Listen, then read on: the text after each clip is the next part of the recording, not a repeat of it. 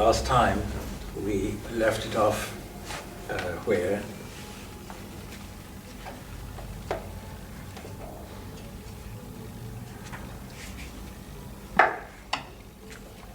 there was a very important statement made, Dehi nityam avadyoyam dehi sarvasya bharata.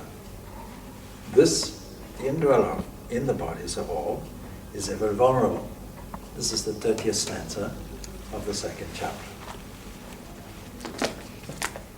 So for the first time, and this is where we left it off, having said to Arjuna, Krishna all along, you should not grieve. Don't grieve for those who should not be grieved for. You should fight. All of these things he's being exhorted to do. But so far, no real reason why. This is it. This is the reason why. Because bodies come and go. So, like taking a shirt off, putting a shirt on,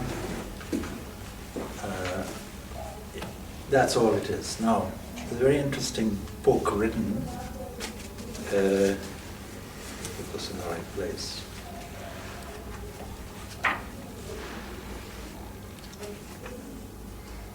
Man's Search for Meaning is a book by a man called Viktor Frankl. Very, very good book, very interesting, very worthwhile reading. He's a survivor from the Nazi concentration camps in Germany in the Second World War. And he's one of the rare survivors, Jewish survivors. How did he survive? The how is in his book. Essentially, he managed to survive by discovering this whole principle of sakshi, witness, standing back as a disembodied entity and reviewing all the things in an impartial, objective, impersonal way.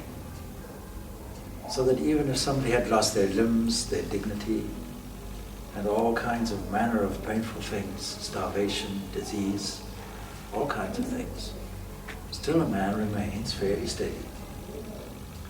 By having the ability to withdraw into a position of poise and look at things in a different way. And all we're being asked to do is shift our attitude, shift our perspective. That's all. You look at the same thing, but introduce a different attitude. A different attitude really is strength of mind. That's what we're talking about. It's not physical strength, but physical strength is what you'll get from psychological strength. Changing the attitude. So the first thing is, naturally, Krishna says, in an area of distress, the first thing is be strong. See how you can shift your attitude. We know that it's much more delightful to think of things which are elevating, things which are beautiful, things which are blissful, things which are supreme, delightful, joyful. And yet we decide, we can decide, yet we decide, here's the language, we make a choice to think in other ways, to downplay that. It's like if you have an opportunity to see a picture in glorious technicolor, like a Walt Disney picture, as I've described before, radiant blue sky, ultra green grass, and so on. Here we decide to dull it and dim it with human matters, what we call human matters, from a material level. We reread what is there in front of us. We don't have to. We have a whole storage of memories. She has a memory of warm weather in Italy. See? But who's to say you can't bring that any moment you want? You can bring it up. It's a photograph there in your subconscious mind. A memory being filed by God. Later on it says, He is the one who's responsible for memory as well as its loss. God, your filing officer, says, let's take that, keep it in your file. When you want my child, I'll bring it back for you. Good or bad, I'll bring it. I'm just your servant. The librarian doesn't question your reading selection. Just brings it up. Finds it from the bookshelf, says, yeah, you wanted something on how to be miserable? Here it is. You want something on how to be happy? Here it is. It's all right, I'm impartial. So the question is, why do we make that choice? We make that choice because of this connection with human body, which we develop when we are so small, from about the age of 2 onwards. Up to then, there's no sense of individuality. The great philosopher of the 20th century, atheist, the mathematician, Bertrand Russell, he says the sense of individuality is like billiard balls smashing against each other. We have to outgrow that. But even in adulthood, you'll find people smashing against each other. On a national level, doing the same. One great question that people pose with this Bhagavad Gita and the whole Mahabharata situation is this promoting warfare? Yes. It's promoting warfare for freedom. That's the only place where warfare is justified. If something is a threat to your freedom, then you'll make a defense, you'll defend it. But if you read the Mahabharata very properly, you'll see left, right and center, all war is discouraged. The last resort is war. Don't engage in war. Most wars are not justified.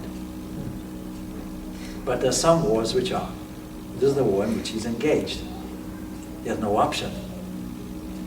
So there's an opportunity that arises. So with this all in mind, you have to engage in whatever is in front of you from a more noble perspective. Is it for the wider good? And just engage. But how will you do that if you're connected with the body? There'll always be a self-interest. You have to outgrow this individualism. Individualism has to grow into personality. It's a wider thing. With less self-interest, more of the wider interest. Less me, I and mine, self-centeredness. Just to give you a funny example, I'll probably use this example later, so a lot of this I might repeat, who knows. I never know who I say to what, so there may be some repetition, there may be fresh stuff, I don't know. You see, supposing I can make fun of householders, not being a householder, being unmarried, I can make fun. Supposing somebody goes and gets married, and is accustomed, as a confirmed bachelor, to buy a bottle of milk every day. He buys a bottle of milk. Now he gets married. Still, he only buys 1 bottle of milk. What will the wife do? The marriage won't last very long. It won't be that harmonious. She'll only have a few choices. She can go to her father's house and get some milk from there. Or he must learn to earn enough money to purchase 2 bottles of milk at least.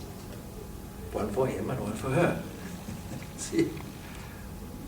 So any action which is so individual based, which was there in the child, after the age of about 5, it needs to be entrenched. It's valuable. That sense of individuality is valuable. Without that, we can't assert our strength. And nature has given us this genetic disposition to assert our strength and therefore to dominate all other biological species. Without that, man is nothing. But you can't leave it there. It's to develop a personality where he transcends this individuality, keeping some of it, keeping the assertive nature of it, but opening it up, making the ego an open channel for God's grace to pour through. Like a flower opening. Instead of limited genetic limitation, opening up for the welfare and good of all. Instead of fighting over toys, as I did when I was small, and now I distribute them to everybody free of charge. That is required, and still many countries don't have it. Sad to say. And you take developing countries, what we say is underdeveloped countries, there's now a new term, developing countries. Developing countries such as in my place in Africa and in India. All these beautiful philosophical principles in India, and yet in practice we make a distinction. Instead of mother-in-law, we should have mother-in-love. But look at what difficulties the Indian women newly married come across. All friction with the mother-in-law, no mother-in-love. Having this beautiful, beautiful idea of the womanhood of God in India, nowhere else you'll find it so dominantly. there you'll find women degraded. Where you find these high ideals, you also find corruption, self-interest. Oh, dismiss all social issues, it's just karma. They're poor, they're starving, that's their karma. Instead of uplifting them, raising them up. You have the capacity to do it. So we still, even though there are high ideals espoused, still we need to have that elevation of personality which opens up the ego until you come across a few individuals, gifted individuals, who've removed their ego completely in a harmful way, made an open door, live for others. You can understand, he who lives for others lives. The rest are more dead than alive. Isn't that the most difficult thing of changing the personality, opening up, is the ego, that me, I, that comes into live in every aspect. And unless and until you can overcome that somehow, so that you have to develop that sense of humility or humbleness. That, it can be you want, it can be somebody else. So there are two ways of doing it. The one is, from this Viktor Frankl, you make yourself the Sakshi, the witness. Then everything, everywhere, you find manifestations of the same thing. God, or the self, you put in religious language, you call it God. The self handled through all hands, all eyes, all ears, all heads, like adapters, like electricity, an electrical current. No one saw electricity flowing through so many different adapters, creating a different effect. One is the sun effect, one is the moon effect, one is the man effect, the woman effect, the ant effect, the cat effect, the dog effect, even the floor effect, the walls effect, even the time effect, even the space effect. See that everywhere. Everywhere means including this, all-inclusive formula. If I say, may everybody be happy, I don't say, and me. Let's all have a cup of tea, and then I say, no, and me also. No, not necessity to do that. All means all. So in that way, when you see everything manifested that way, you become Sakshi, a witness. That's the one method. The other method, more suitable for most, is the religious method. That is, instead of seeing that, I see God in you. I see the self in you and all in the self, and then you heighten it and say, my personal chosen ideal I see in you. If you think of God as a mother, then everywhere you see, oh, mother, you're there, mother, you're there, mother, you're there. We can make it easy for ourselves. And then every woman becomes our mother. So in my letters, if people who are not used to it get a little mystified sometimes, I say, mother, dear mother. From my point of view, it's a mother, it's my mother. See? From that point of view, is a strange, is an eccentric person. That's all right. From my point of view, it's a mother. Dear mother, how are you? And then if it's a male, you can say, oh, Lord Krishna. All these attitudes are available to us through the richness of spiritual experience available to us. What a beautiful thing. You can consider God as a child, God as a mother, God as a father. Jesus chose God as a father. Krishna chose God as a mother. So, Ramdas chose God as Ram, and so on. Many religions have the opportunity to consider God as a child. At Christmas, Christians view God as a child. We're just reviewing. We start off by telling you of a book called, by Viktor Frankl, the Jewish person. And there's a book called Man's Search for Meaning.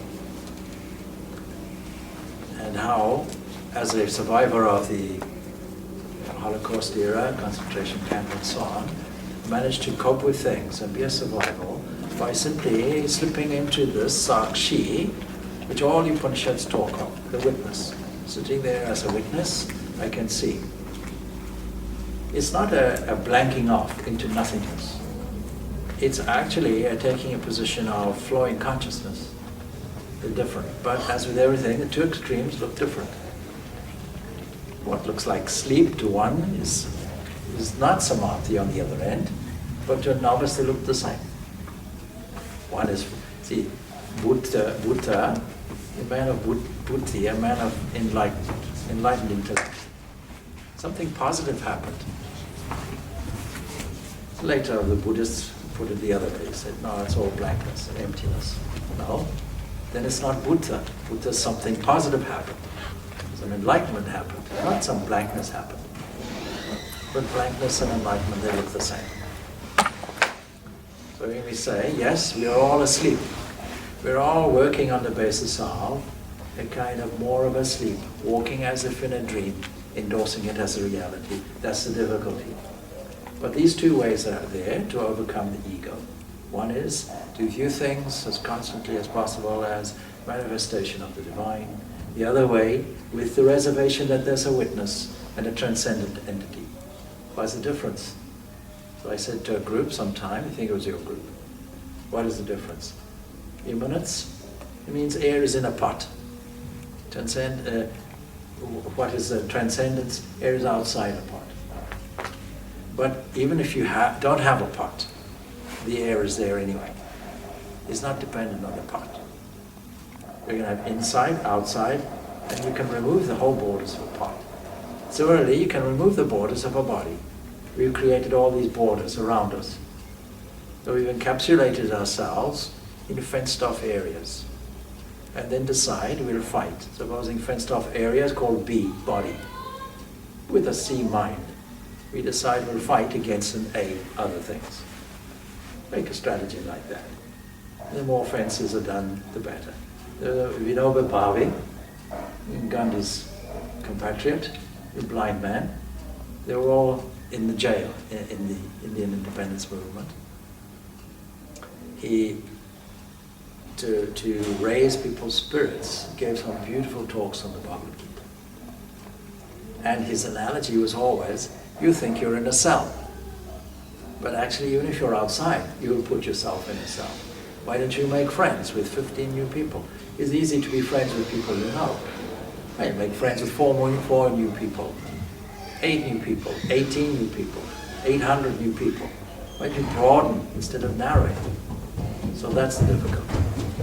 So we have that opportunity to see that self in all beings, and all beings in the self is highlighted in the 6th chapter of the Bhagavad Gita.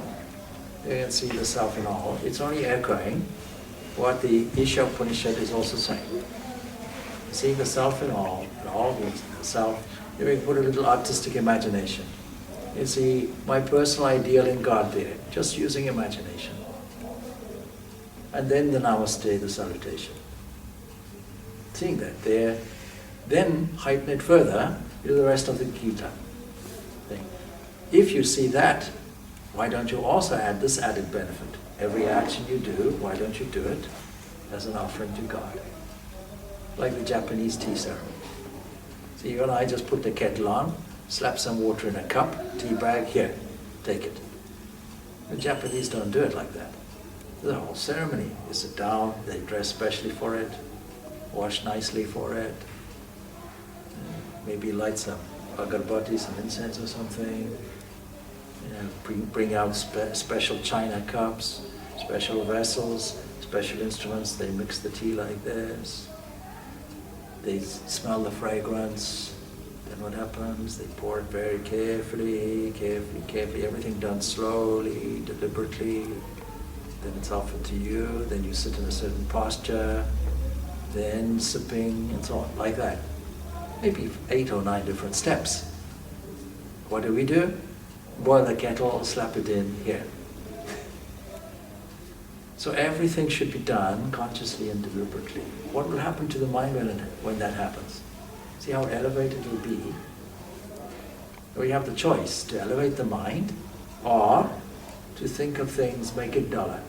Bring in other things, fears, doubts, difficulties. Why have so many problems? What will you do about it? So be strong and shift your attitude. And whatever you do, do with an element of awareness, consciousness, wherever possible. Of course, habit will let you slip. But that's okay. You notice it because you're the witness. And you bring it back again. You don't wait a month to correct your car. Your car goes off to the left. You don't wait for the end of the year review to correct it. You correct it at the same time. If you're playing football and somebody is good at heading but not good at passing, you don't say, oh, never mind, we'll review it at the end of the year. No, you make the correction now. For the next match you make it. Constant correction. So it's the same thing. We call it discipline. Here, we're in the recession, we say, oh, terrible austerity. In other words, every day you hear on the radio, tapasya, tapasya. Tapas is not a Spanish thing, it's something different. In tapasya, oh, it's austerity. I laugh. You see, where I come from, we have 96% unemployment. Everybody in this country has food. Everybody in this country has shelter. Everybody in this country, at least, if you have nothing, no job or anything, you have some social security. In Africa, there's no such thing. So while there's 96% unemployment, very few people are unemployed. Seeing there are opportunities in career field or job field, they make their own business even if they have to purchase some bananas and sell it on the street. Same thing in India. People pouring tea for others, chai, sending children to university. They're carefully just from a tea shop. So that's a very important passage. This, the indweller, in the bodies of all is ever invulnerable. Therefore you should not grieve for any being, that's the reason. You think it's to a person, no, it's to a piece of clothing. It's a cloth. You can take it off, you can put it on. It's reincarnation at its finest. Which passage is it? Oh, we're on 30th stanza, 2nd chapter. Now, the next section is to do with, what if I don't believe in all that? Supposing I have to do things from a materialist point of view. See, Krishna has to use so many different arguments now for Arjuna. Not just, here's the thing, I have to lay it out from the front, the whole basis of life. You need to know that. Now, if you don't exactly know that, if you're struggling with that, you take a materialistic position, what can we do? Is there still a reason to fight? Well, yes, there is. So, swadharmam apicha aviksha navikampitam arhasi. Again, swadharmam, your own duty. Do your own duty. Don't do somebody else's duty. You're born for a specific purpose, designed in a certain way, to fit in a certain way. Not everybody is kshatriya. Not everybody is suited to fight this kind of war. See the situation, our situation is much milder. This situation is desperate. Nobody here or anywhere has to go and put themselves in these extreme circumstances where blood will flow, where heads will fall off, where widows will be created. Nobody has that extreme, not normally speaking. But it doesn't make it irrelevant. We have our small struggles. You take an extreme example, it tells you how to deal with our small things, our little daily difficulties, our little crosses. So again, looking at your own duty as well, you should not waver in anything, in any of your duty, you should not waver. If you waver, then what will happen? Having paused, you'll become impoverished. If you pause in this fight for justice and freedom, supposing people did that in the Second World War, in the last century, then we would be overrun with Nazism. What a terrible thing. So the whole world gets together and combats it. It's very rare that it happens, no doubt. Most wars are not justified, particularly today where civilians are involved. But do your duty, no matter how unpleasant. You're trained for that. You're equipped for that. If there are no policemen, you can't rely on social conscience. What do you say? We rely on everybody. Everybody is a human being. Naturally, we assume that they are moral, ethical, aesthetical. So what would happen? All the banks would take away all the security. No need for CCTV cameras. A cost-cutting exercise. You take away all the security. what will happen? The banks will be empty. You can't rely on man. Man is not inherently moral, even though man rises above morality. That's from there that morality comes from. When personality is fully developed, that's where morality, ethics, and aesthetics come from. That's what distinguishes man from other biological species, just a mere animal with genetic programming. So there's nothing more welcome to a kshatriya than a righteous war, unasked. An opportunity comes, you need to see what are the signs, what are the green lights, and take the opportunity. Seize with both hands. Happy, in fact, are the kshatriyas, O Partha, who obtain such a warfare that comes unasked, unsought, as an open gateway to heaven. In other words, everything being aligned, being harmonious, will be the result, harmonious result. What are the adverse consequences of not utilizing these advantages, you may wonder? They come but rarely, even in a lifetime, so the answer comes in stanza 33.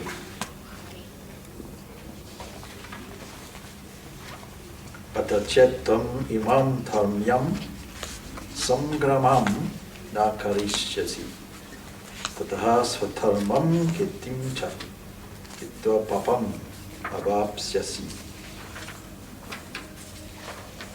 Artha, but if dharmyam, righteous, not just any war, it's a righteous war, dharmyam, samgramam, warfare.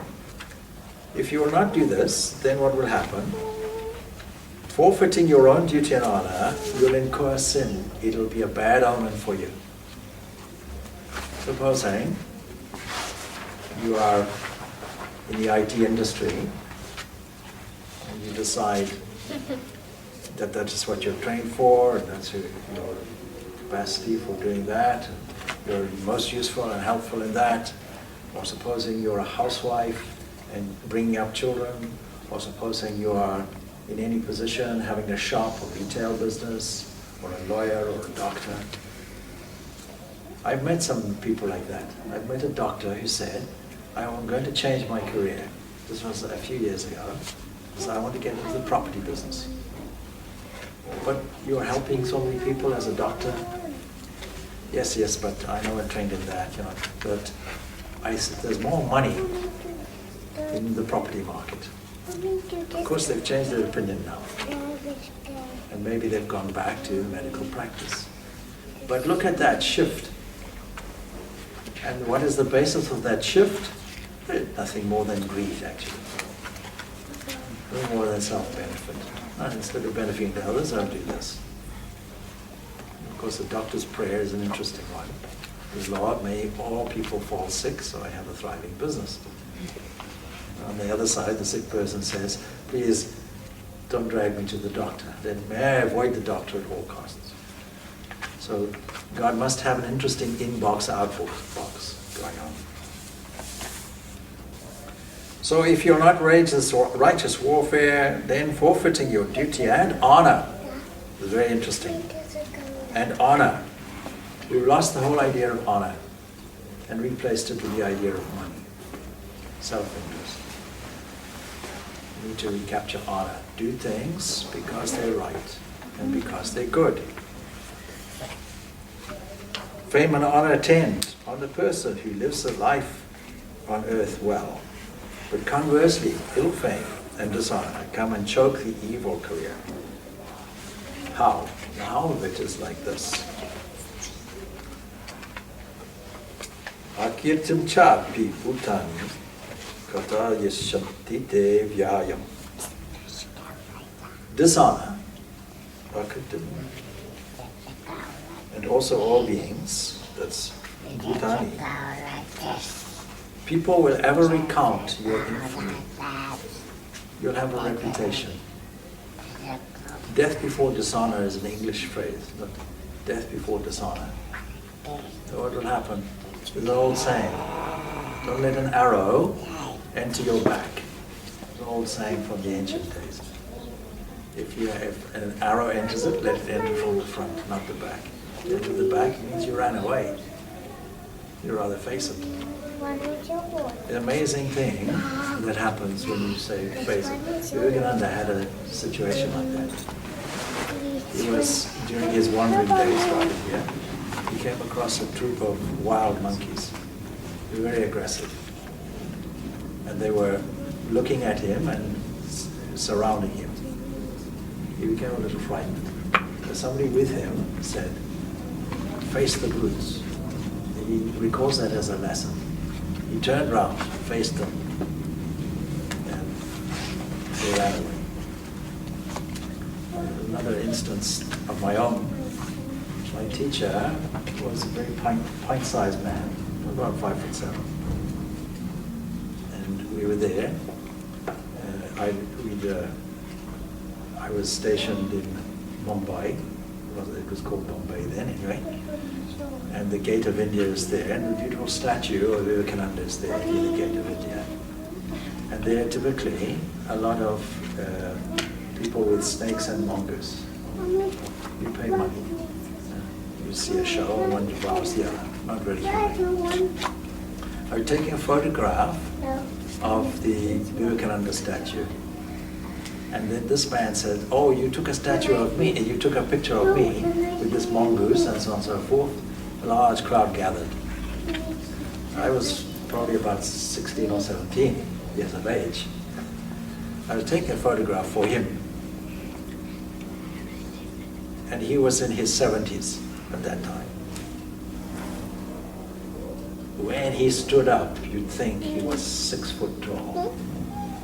He faced them and said, what? And then talked them down. They all became meek. See? This sadhu standing up like that. I learned a big lesson like that from that. That no matter what the circumstances, you face it. So in my own life, it happened like that. I was, shortly after Zimbabwean independence, I was going in a car with some other people. They'd just taken me somewhere. And there was a Mercedes-Benz that drew up alongside with guns pointed, AK rifles.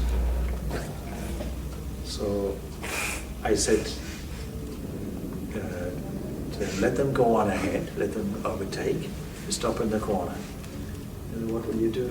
I don't mind about that. Stop in the corner. They stopped in the corner.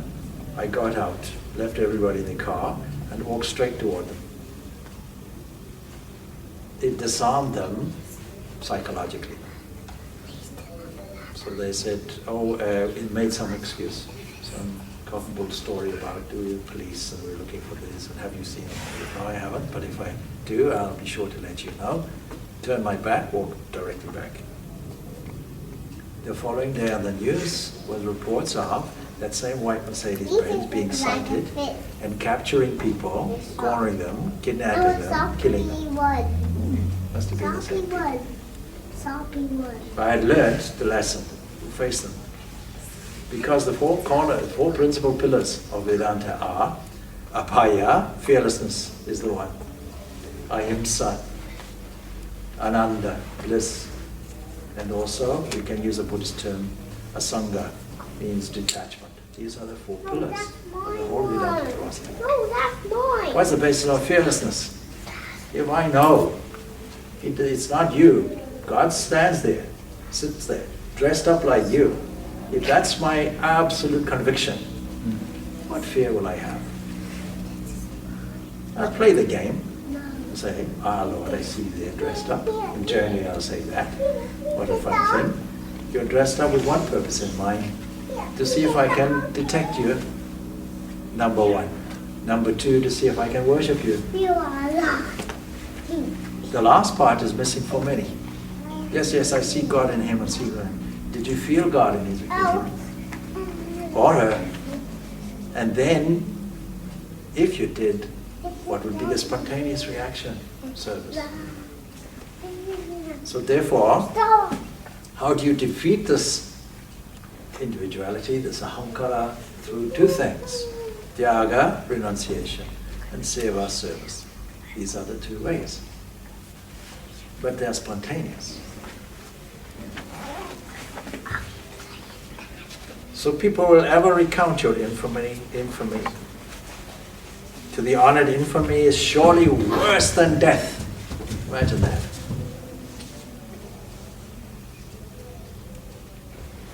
Dishonor, kirtaha, maranat, than death. It's worse than death. Then, bhayat ranad uparatam, mamashanti brahmaharatam. The great chariot warriors will view you as one fled from the war out of fear. You that were highly esteemed by them will be lightly held. So ridicule of the hero will assume other forms, such as what? Death or dishonor, the English statement. Your enemies will also slander your strength and speak many unseemly words. What could be more painful than that? Then finally, because this is the end of that materialistic section, from the 38th Sutra, 39th Sutra, not Sutra stanza, we find now a different teaching. We find now the teaching of karma, which remains throughout the entire book. Slain, you will gain heaven. Victorious, you will enjoy the earth. Therefore, rouse up, O son. Resolve to fight. Shaya, resolve. Have we done, Swami, Yeah. have we done these 34? Section on this.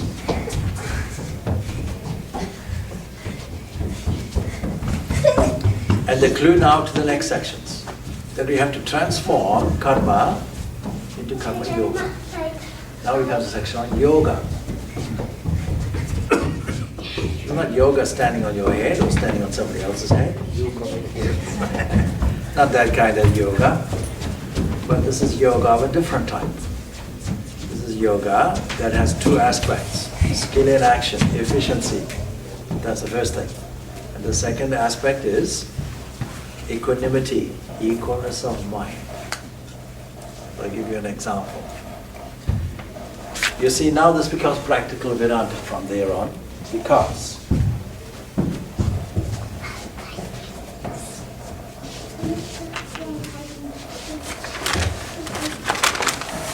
all these principles in business that people teach these days is exactly karma yoga, or it's karma, and the elements of karma yoga. For example, time management.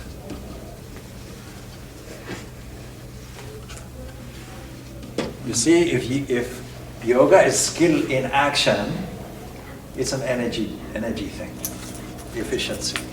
An equation like this: efficiency equals output over input. So what is the maximum efficiency? Efficiency and energy is the same thing. You put so much energy in. Energy cannot be created, nor can it be destroyed. Whatever you feed in is the same thing you get out. You can't put extra energy into a train and get less result. You have to get exactly the same result. So if you make this very big and this very small, that's the maximum efficiency. This is output. This is input. Maximum energy use is when small amount of input, maximum output. What do we mean by that? See how people get tired very quickly. I don't get so tired. Go on and on and on. Why? Because I know it's not my energy. If it was my energy and I asserted that, it would be different. But there's a current always applied. And we notice it at the mental level. It's called thought. We catch it as a thought current. Where does it go to? It gets distributed through all the sense organs to the sense objects, creates a reaction back. We become reactive. That reaction creates difficulty for us. Somebody says this to me, then my reaction, after a couple of summations, Such as, why should they say that? Don't they know I'm so-and-so? Who do they think they are? So like that. Then next thing, reaction. Wasted energy. Wasted energy. You see, we have that choice.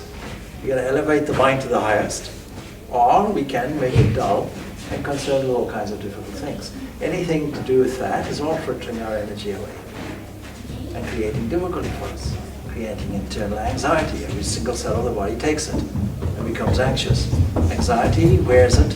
Physically, where is it? It's everywhere. That's why if you become anxious, your liver becomes anxious, your digestive system becomes anxious. Then you say, oh dear, see I have jaundice. Yeah, what happened? The liver. The liver is not too pleasant. Poor thing sat there and coped as well as it could. What is your diet? Why lots of fats and so on? Why do you do that? Well, because the recession. I don't see your logic. What happened? Yeah, you see the recession, lack of job, and so on and so forth, all these economic concerns with your family and so on. You see, that made me unhappy. That made you unhappy? Are you not responsible for your own happiness or unhappiness? Do you think the mind is something that controls you? This says that's not the case. You may think it. You may think the body controls you. You may think the mind controls you. But you have the capacity to override your genetic disposition. Your genetic limitations can be transcended. That's the uniqueness of the human. It's not found in the humanity, but it's there in the human. It's not found in the genetic makeup. It's not found in the small ego. It's found in the ability to transcend that. You see how this Jewish man transcended all the difficulties? By reframing everything, standing in a poised position and asserting something different. Beaming instead of feeling I'm the victim. Supposing he changed it. Every day becomes increasing depression. Every minute becomes uncomfortable. Every second becomes hallowed. It's a self-destruction. If he'd done that, he wouldn't have survived. So we are in self-destruct mode. That's our choice. We chose it. We can't blame something unsuspecting for it. An unsuspecting God. Oh, God made me do this. But the Christians say, oh, Satan made me do that. Not my responsibility. In psychology, we call that projection. I walk carelessly. I bang my leg on the chair. I say, stupid chair. The chair is neither stupid nor intelligent. Am I stupid? I'd rather say stupid chair than say stupid me. The chair is just a chair. So we have to put things in a better perspective and say, no, I am responsible. There's nothing I can do about the past. Prarabdha karma, I can't avoid. It's here for me. I'm reaping the fruits of it. But now, here and now, in the future, I can change. I can make it better. Every second I can do it. I have to learn to shift that understanding more and more and more. That's the art. So in terms of working, I can learn to make sure I'm not wasting energy. I'm getting maximum output, minimum input. See, a crocodile can sit underwater for many, many hours, then comes up. But when it has to move, you and I can't move fast enough. Very, very rapidly. 70 miles an hour. It hits like that. The most unreliable thing, crocodile. You think it's sitting there, dormant. Next thing, you're there. You see how a lion can conserve energy. You see how a lion sits there, waits, nice and calm, then pounces. Conservation of energy. Where is our energy frittered into anxiety, worry, depression, and so on? We can change it. First, a position is already given to us. We have an inherent strength. We have to do what we can do. We have the capacity to do it. We have reserves of strength. Ask anybody who is in a life-threatening condition. Somebody with a car on top of them, or a car on top of somebody else, a loved one, will not find the strength from somewhere. A Herculean strength. They'll remove the car off like that. Have you not seen examples of that? They can get strength from somewhere, you don't know where. A man hanging from a cliff. There's a story about that I heard about. I think it's well known to most people. Of an adventuring kind of man who got caught, and his arm got caught. He had no choice. He was climbing. He had no choice. He had to either cut his arm off or just stay there and die. He decided, I'll cut my arm. Imagine.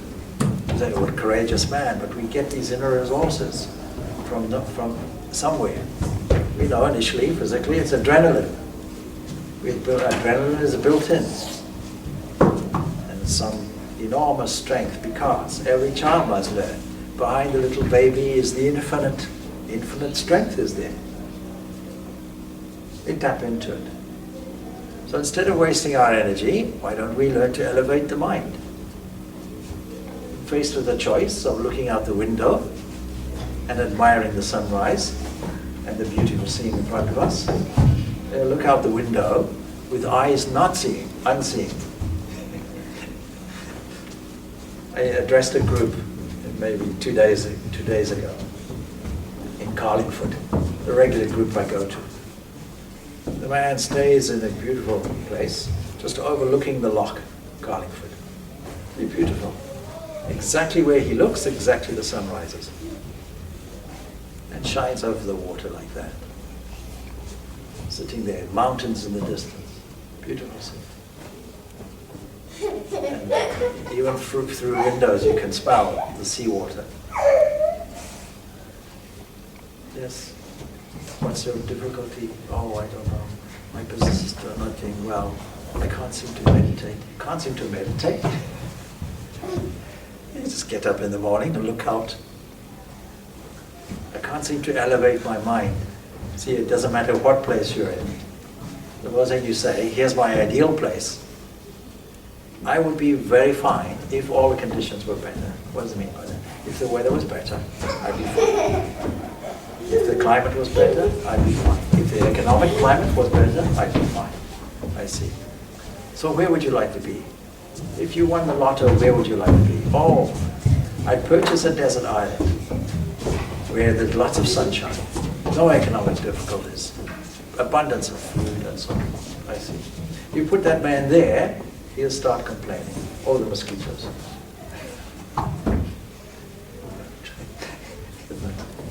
See? Oh, the mosquitoes. Oh, how's your island? It's okay. I wish there was McDonald's on it. Oh. Somebody who has to mourn will mourn. Yeah. So there'll always be some area of dissatisfaction, isn't it? You ask the people in Hawaii, where do they go on holiday? Which means we are looking for excuses. Excuses and not learning a lesson from the heart. The heart doesn't go to the Bahamas on holiday. The heart works, rests, works, rests. It's very efficient. It's a pump that goes on for a long time. What do? We decide, no, we'll work and work and work, and then rest. Once a year we'll do it. Go off to the Bahamas. If you're a businessman, you go off there, and unfortunately take your business with you. Or your cell phone and all that will go with you. You're sitting on the beach there, oh, I hope my business is all right. Okay. Wherever you go, you take yourself, that's the problem. You put yourself in a cave, you think I'll be all right in a cave. Unfortunately, you took yourself. And all your baggage. The baggage you packed is not to do with shirts and trousers and so on and dresses. It's all the baggage you brought forward, all distorted and misconstrued, all wasted, a waste of energy. Not considered.